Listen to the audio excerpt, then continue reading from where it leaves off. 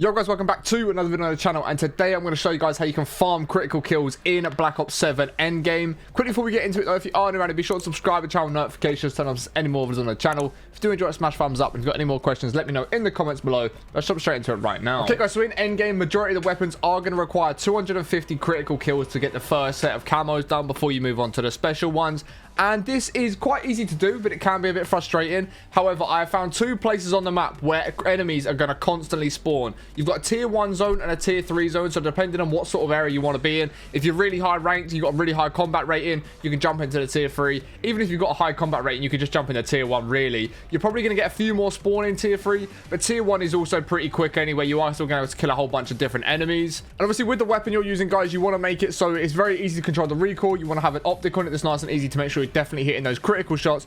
And then overall, realistically, in game, you just want to get your combat rating up and actually unlock some really nice perks. And as you can see in the gameplay behind me, guys, we are going to start off in the tier 1 zone, and the tier 1 zone is at Cliff Town. As you can see, that is where we are right now. And if you constantly just do a lap of Cliff Town, every time you get back to a new place, those enemies are going to respawn back in, which is great. It means you can just constantly keep running around Cliff Town, and the enemies are just going to keep spawning in and over and over and over and over again. It's great. It's a really good way of training it. It's not too difficult, like I said, especially with it being a tier 1 zone. If your combat rating is like 10 plus, you're going to have really good abilities. Your health's going to be nice and high. They're not really going to do any sort of damage to you, and you can easily just stand and farm headshots nice and quickly. You can see how high my combat rating is, how quickly I'm just absolutely melting these enemies in the tier 1 zone. It is super easy, guys. It is a very easy strategy. And like I said, just rotate around the outside, like the furthest distance that you can outside of Cliff Town. And as you go back around the map, taking out more hordes of these enemies, the others are going to start spawning back in when you get back to those locations as well. And it's one of the only places that I have found that enemies will constantly keep spawning in. Whereas a lot of other locations, if you wipe the location,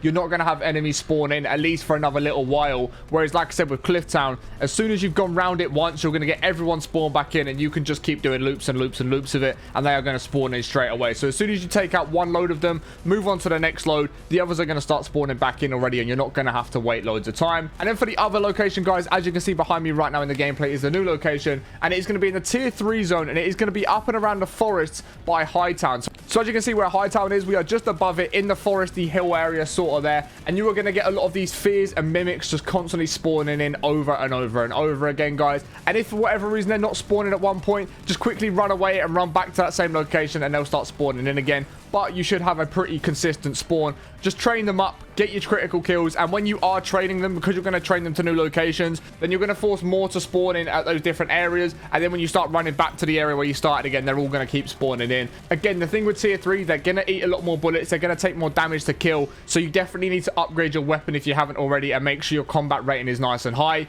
But like I said, the difference between this and the tier 1 isn't too... And realistically, the speed that you're going to do the tier 3 one at compared to the tier 1 really isn't that different. Like, the tier 1 is so good because you can just take out the enemies super quickly and just move on to the next load of enemies that are going to be there. But like I said, in tier 3, you can just pretty much consistently have a constant train going on. Whereas in the tier 1, you are going to have to just rotate around the area quite a bit. Hopefully today's video has helped you out, guys. If it has, be sure to smash thumbs up. Go and make the most of this right now whilst it is still working. If you've got any more questions, let me know in the comments below, and I'll catch you in the next one in a bit.